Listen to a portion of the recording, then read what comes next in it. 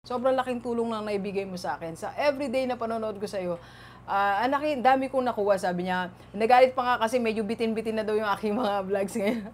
Ano na? Umiikli-ikli na. So, in other words, nakatulong tayo sa kanya.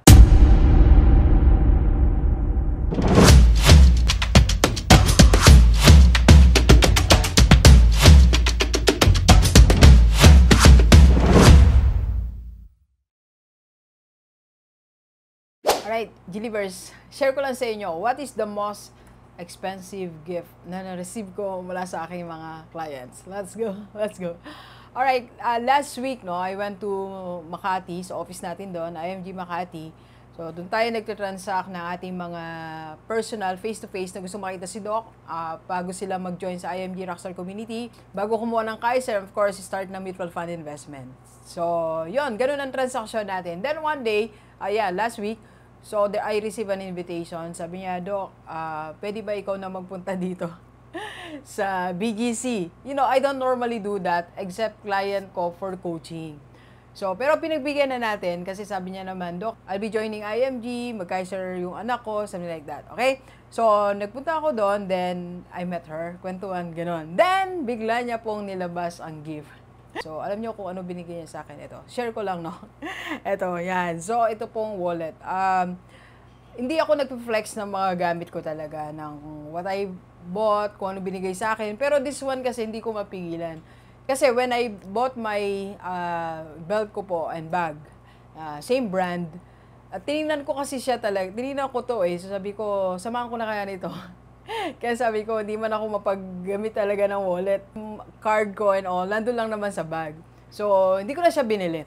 Then, bigla, nung binigay niya to, so parang sabi ko, okay, parang ginamit siya ni Lord para mapunta sa akin yung gusto ko rin na item, no? Gusto ko rin gift.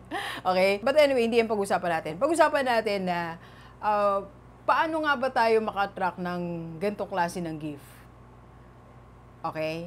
Ganito ka high value na gift. Paano tayo maka-attract niyan? Two ways, alright? So first, when you give value to your clients. Alam niyo, sinishare niya sa akin, sa US po kasi siya. Sabi niya, Doc, napakalaking tulong mo sa akin. Pinapanood kita every day. So dumaan din kasi siya na parang, syempre, nalulungkot tayo sa abroad.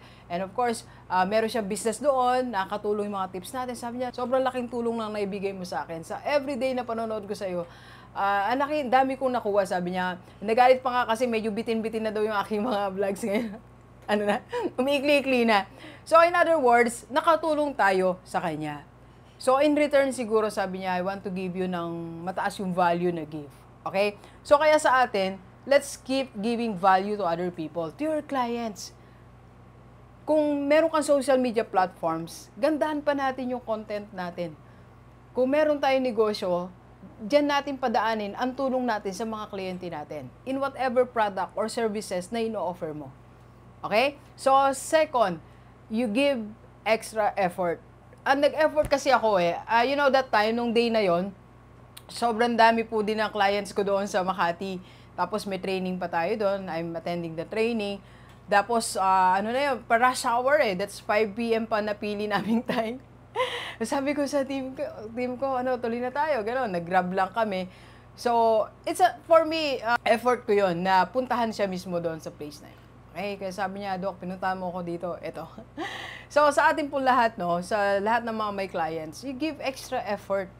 Pwede rin ikaw magpunta. Puntahan mo, di ba? Wala namang masama. So, kung nahinayang tayo sa time, kung nahinayang tayo sa pera na magagastos natin, baka may surprise sa atin pagdating natin doon. Hindi natin alam, di ba? So, sa lahat ng gagawin natin, tandaan natin na nag-exert ka ng effort, may gain yan. It's nature's way para may return po yan.